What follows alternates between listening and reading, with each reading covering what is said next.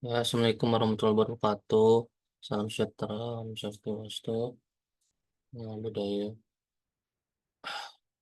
Ya, pada kesempatan ini saya akan mempresentasikan hasil UAS dari mata kuliah jaringan VoIP,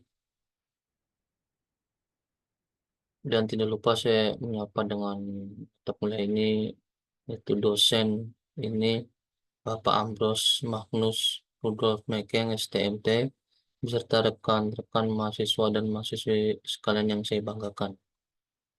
Nah, sini saya di kelas IT 801 ya.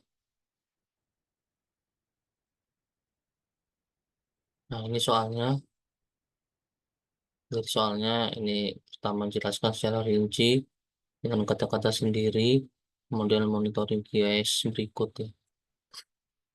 Nah, ini yang kedua, jelaskan secara rinci konsep interworking antara jaringan pipe dan jaringan lain.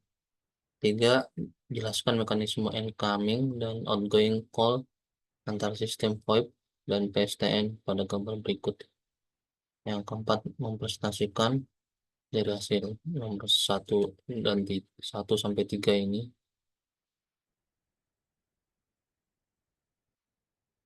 Nah, ini saya akan mempresentasikan nih hasil dari PPT saya ya.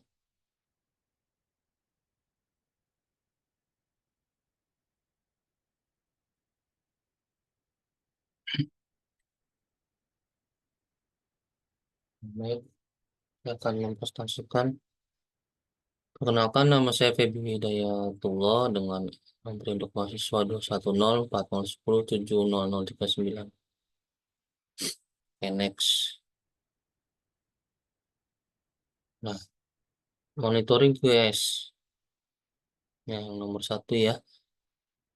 Di dalam skema ini, model monitoring QoS adalah kerangka kerja yang digunakan untuk memantau kualitas layanan quality of service atau QoS dalam sebuah jaringan. Model ini terdiri dari beberapa komponen utama.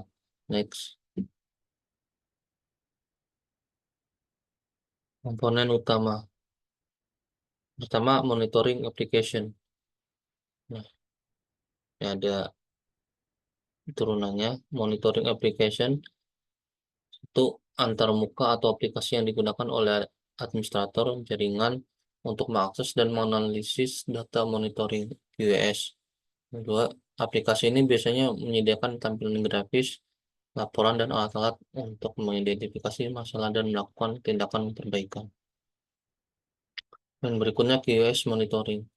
Nah, di QoS monitoring ini, poinnya satu, proses pemantauan parameter-parameter QoS yang telah ditentukan seperti bandwidth, jitter, latency, packet loss, dan sebagainya. Berikutnya, QoS monitoring mengumpulkan data dari berbagai sumber dalam jaringan. Selanjutnya, tiga ini monitor.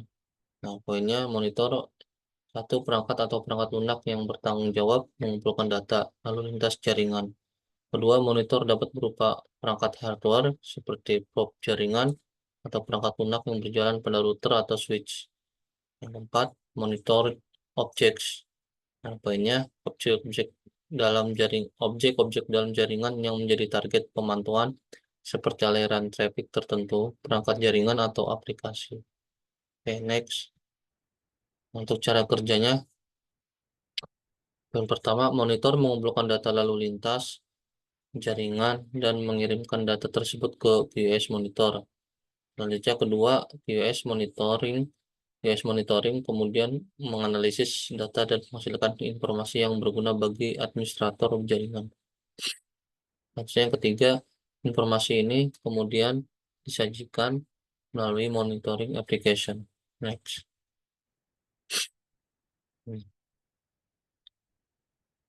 Konsep interworking antara jaringan VoIP dan jaringan lain.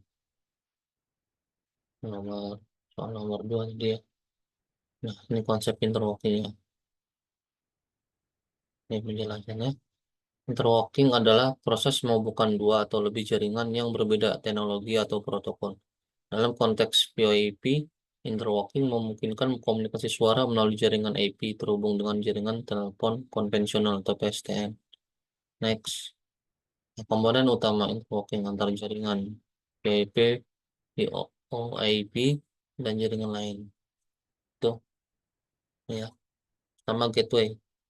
Nah, gateway poinnya perangkat yang berfungsi sebagai jembatan antara jaringan VoIP dan jaringan lain. Kedua, gateway mengubah sinyal suara digital dari jaringan VoIP menjadi sinyal analog yang dapat dipahami oleh jaringan PSTN dan sebaliknya. Yang kedua, protokol signaling. Protokol signaling punya protokol yang digunakan untuk mengatur panggilan seperti CIP atau Session Initiation Protocol untuk VoIP dan ISDN. Integrated Service Digital Network untuk PSTN. Nah, komponen kode ini satu algoritma digunakan untuk mengompresi dan dekompresi sinyal suara digital. Dua, kode yang berbeda dapat digunakan untuk menyesuaikan kualitas suara dengan bandwidth yang tersedia. Next. Nah, ini ya, yang menunjukkan mekanisme incoming dan outgoing call antara sistem PIB dan PSTN. Nomor 3, penjelasannya. Di gambar ini yang menunjukkan skenario sederhana dari interlocking VoIP dan PSTN. Next. Nah, untuk komponen utamanya, ya incoming dan outgoing ya. Soal nomor 3 ini. Ini penjelasannya. Outgoing call atau OG call. Poinnya pertama, pengguna VIP 101 atau 102 melakukan panggilan ke nomor telepon konvensional 201 atau 202. Dan kedua, sinyal suara digital dari telepon VIP diubah menjadi sinyal analog oleh gateway VoIP. Dan tiga, sinyal analog kemudian dikirim melalui jaringan telepon konvensional ke tujuan. Yang kedua, incoming call atau AC call.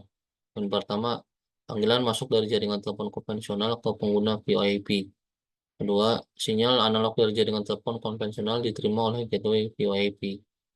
Tiga, sinyal analog diubah menjadi sinyal digital dan dikirim ke telepon VoIP tujuan.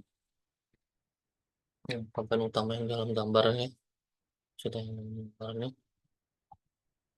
VoIP server adalah server yang mengolah panggilan VoIP. Terus PBX, Prepaid Automatic Branch Exchange, itu sistem telepon swalayan yang digunakan dalam perusahaan. Tiga, jaringan IP, jaringan yang menggunakan protokol IP untuk mengirimkan data. Empat, jaringan telepon, yaitu jaringan telepon konvensional yang menggunakan sinyal analog. Lima, kode akses, itu digunakan untuk mengidentifikasi jenis panggilan, apakah panggilan ke jaringan IP atau jaringan telepon. Next. Ya, itu penjelasan singkat dari saya. Semoga apa yang saya sampaikan ini bermanfaat. Kurang lebihnya mohon maaf. Assalamualaikum warahmatullahi wabarakatuh. Om Santi Santi Om.